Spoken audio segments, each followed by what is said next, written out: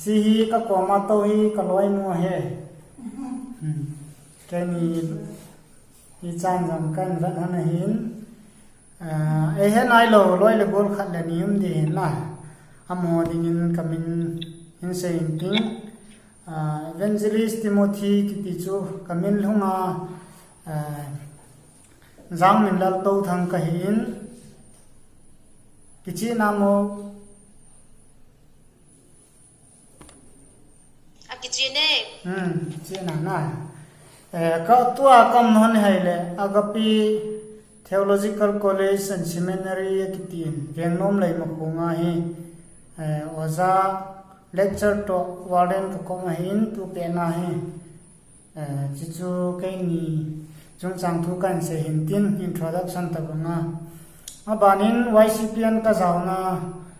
ka sei nomen YCPN hi le ken kana zakhat pon hi jang le tunin zuma hang zaw the lo la kilomin miskim boya ko na kana zaw hin hitabang kiloi khom na dang dang ho hi ke leka sim aki jin kana lung lu lo ai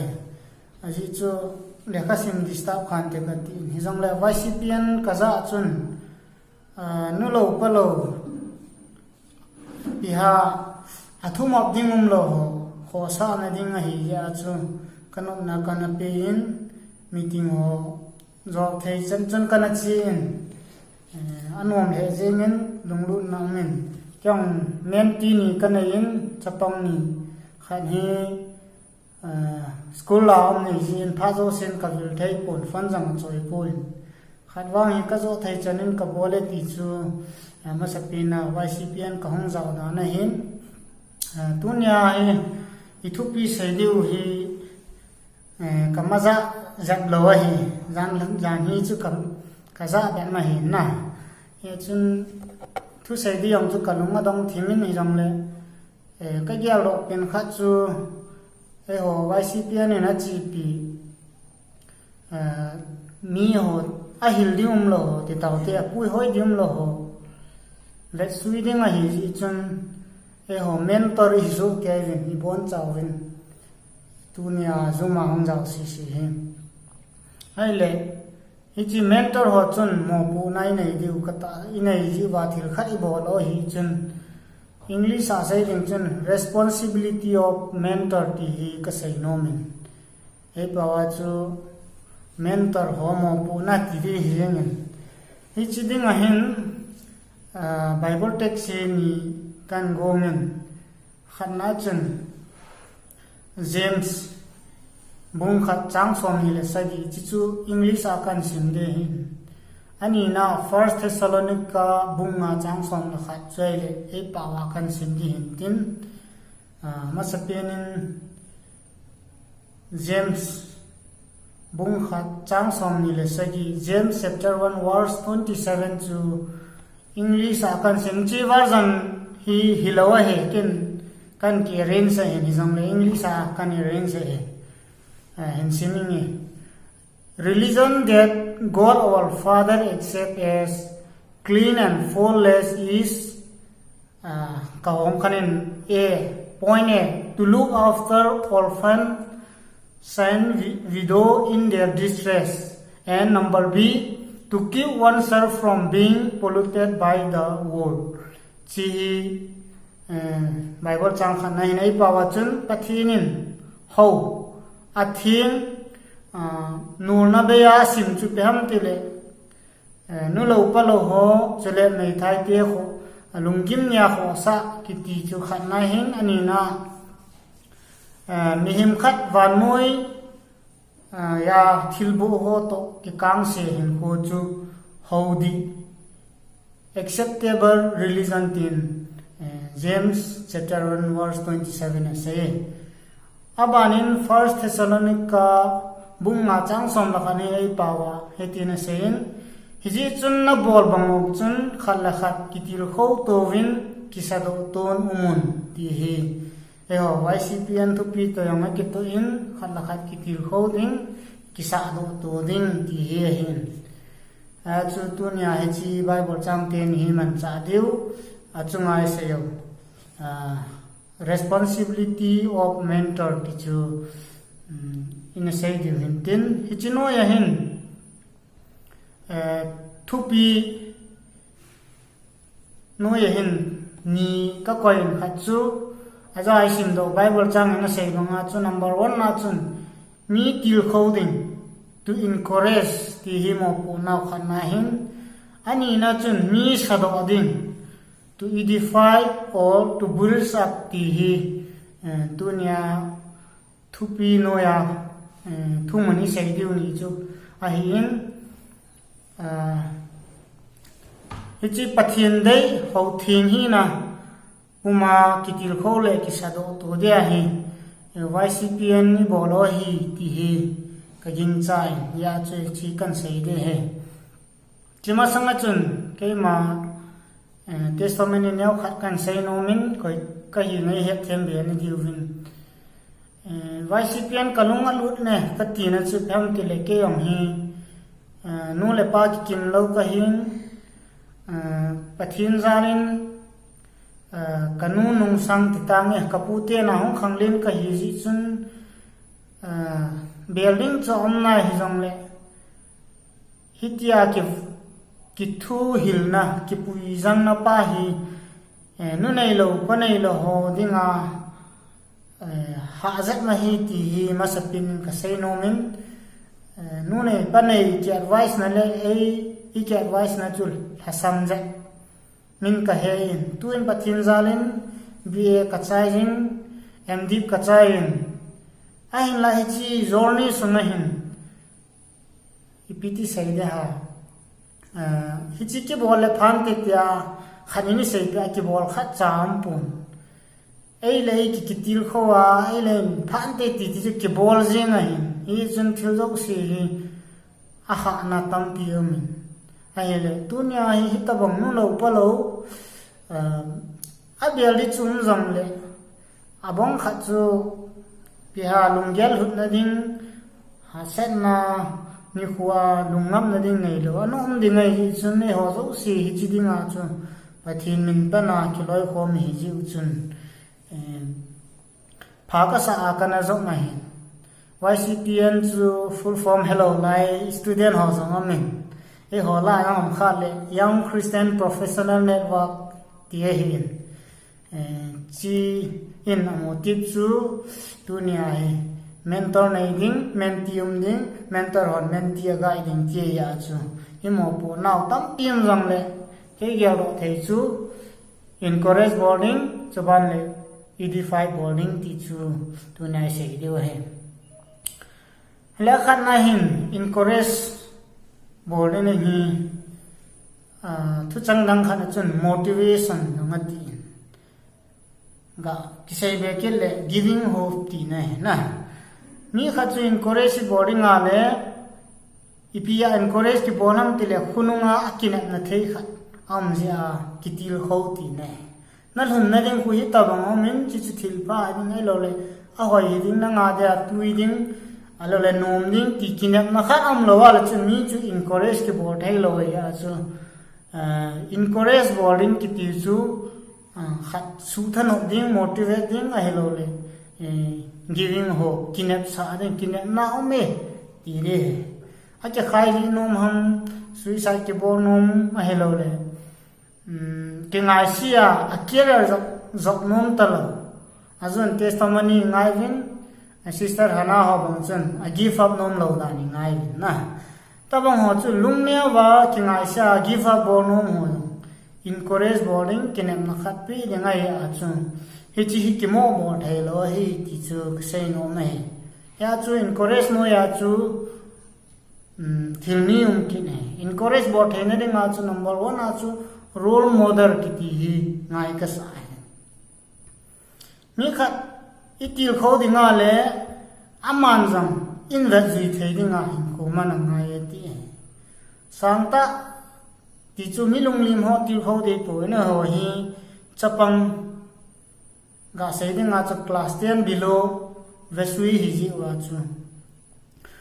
amo vesui the ya chim lo wa le chapang ho ni ji lo de hi ti e chu ga zui thei ding a chu ga sei ding in example a chun Bible sim jing lo kha chun Bible sim lo kha chun Bible sim ding a mi ti kho kho chu kilom lo ai lo le tao na zong mong kha lo kha chun mi tao di dan ki hil thei lo ya chu Bible sim jing hani ti le nong Bible sim ngai jin tao zong hem tiang ai ong tao ni khu na ya tao zang jing ngai jin chu ba na hin khu thieng man tiang hi apoi mo ji chene ong hin khu thieng ni man ngai ai chu men ti hon in ra sui de ya chu hin khu thieng man ngai jin cho chung cho na chun aja ka sei banga chu til khat al hun na di wa til kho hi wa chu tu ki chi nei ngai mentor khat he na tu ki chi ki ti chu business lem ta mai lo le job secure ta ham ga mu na ding a chu tu se chu tu ka ti point til khat am nan chu tu la songa Bible ka sim ha ding ai hello le tu kum songa ni le ka sim di ti hom chu tu kha nei ki chi ta kha ga ne ya zang ke ya chi pia zo hot pi pa chu yo da role model ai chi chu kha na ka sei no men ra ji the no mo te ti chu kha na role model he te ti chu hin ani na accountability ti ti he bao dang a chun watch dang a chun capable of ati ti chu byam te le ai pawa chun a hi chat wang chu di lo mai thai jang le kison pi thai ai lo le bel thai tin kala mi him kan en ha san ni alung gim ni a do thai sa thaya nei mi chu accountability ti tin ai lo le answerability mi don bu thai na mi boy no su ham thai ki ti chu accountability hi a chue ho chu men ti honan se yo si chu ka hep poi ka bo thai poi ti langa ku i chai ti wa le cha mo chu i su naw pa chu wa ding ya chu ke hi be zong le mi khat de advice pi na ding a chu kingak na thai hi na da chu an do khat chu don bu thai ding mi hi ngai pathin thulanga do jong le a boi na sei pi thai ngai le khala ma hi jong le kerar thula ma hi ang le hitia chu amo ki son pi thai da chu ngai hi ti hi he ho mo pu na kha na hi ti hi encourage boarding ho chu mi la chu thea ma sa ding abana ki ngai na thai mi lungpu ne han lang chon chan han lang i pi la ma hong le ki ngai na thai hi ngai ti hi ka sei no me hi chi accountability hi na ding a chu advice giving tabangin e hola ka sei nom chu ham te le chatong hin hang pi in do nom atan ji do nom nei hi tam ji do ha te taw te hi cho lo se don bu te ne ra kom lam pi na hi ke gel dan in le kha bu sim ha na ngai ti medical lang han lang job lang han lang pathin tu han lang i pila moral lang yong le khai simhana le cha cha idea ne kha chu ki he ya nin do pa chu ei ma subject la subject elo le I honor subject chi jong le idea ne kha chu ki pe the ti he accountability hi na dinga pa pen chu le kha bu ha se me ti he ke mu da na ka ga se ai pi chu jong le encourage boarding ta le ga zui thai le ki ngai na the mo te ti cha kha na se tin tu na ni na ka hong chop tha no men ani na chele encourage bol wa chu ki chai ding Halloween wa khang ni edify hello le building sap ti re ha chi bol ngai ki nei hi chin him kha sim do ding sa do ding ti na hin thil ni ma me mi khat na sa do ding ta le chun encourage bol a chun ki chai jing lo ding number 1 achu guidance elo le advice giving hi apoi mo ne chu pham ti le ma ba na ipi abol no mam ti khan he ando mai the ya ma na tiang le chun information na pi the ya ngai jin abol ding na me khat be chu hil angai ti example chu ke mentor pan lockdown tapun ya khala ka sim thai tapo ini pi ka bol de ham an ti no to ang se ni le ken phan te ka ti pin jala ka gelo chu kaloi ho ti da ka ozo ti da computer center lockdown he wa nga chu mi nga mi gu ki su khome ya chu ahongo me la chu ka solo nin pathin zalen ki pa ta mo jam diploma course a bolin ti hota bang khana chu alung ban ne le advice seeking chu hunga he na sinia chu guidance pi thailo wa le hi chi edify ti pau he lor hinkit lo lai ya chu til khat alhun thaina di wa chu advice pi ngain asti mau sai pi ngai ti chu number ena ka sei nomin point number b a chun ehon iboi pi piano as a Christian professional network spiritual growth jong he ngai ti miyam khat chu lekha team han lang music team han lang doctor yan lang ipi chu hitarong le alhagao hin ko Christian hin ko alhagao hin ko akhan thailo wa le ipiti seida e ho mentor ho da ang chu lo sam na khan hi ti chu ka sei no me ya chu chapang ho hi program ina sein kyo hi na Beijing tilgon ho ya chi hirji gu ami hilatam chanin mihim alon hin the ti chu program bung som langa chang som ni lani na sei mong chun ne ho hi mi hil hi e na chapang i thim kole mawa amino ila wa gu thim cha hawin ham pem khana ko kho ma hil lawa kang kang ai ke ho hi gu a ki hil na hi ti chu ichi piu to hin ki tu ka sai ya chu gu thi mai hil na wa hin thagao hin ko a khan to na spiritual growth anai na diu jong hi hai min po te ti hi pakai mina ki tim lao hin tin tampi sei diom ka hepon to akan sei pon cheng hi ta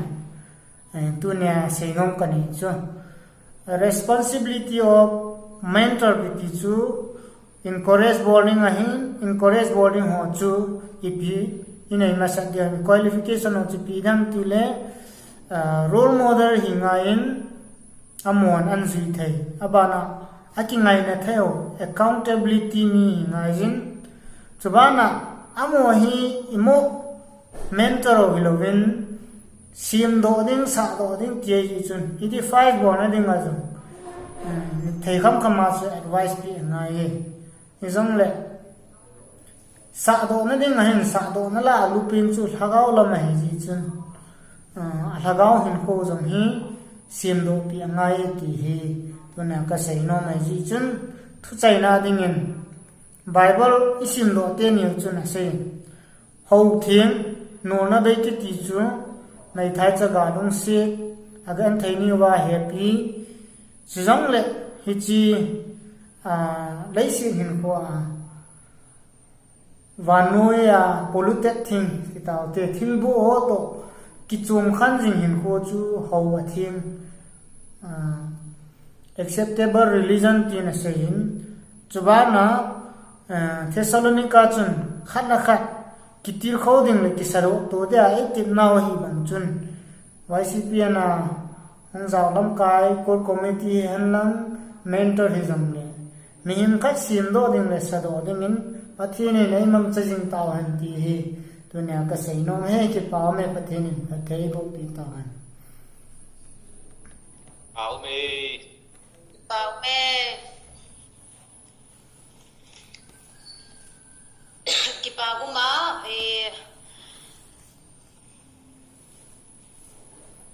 ki pa uma ma zinga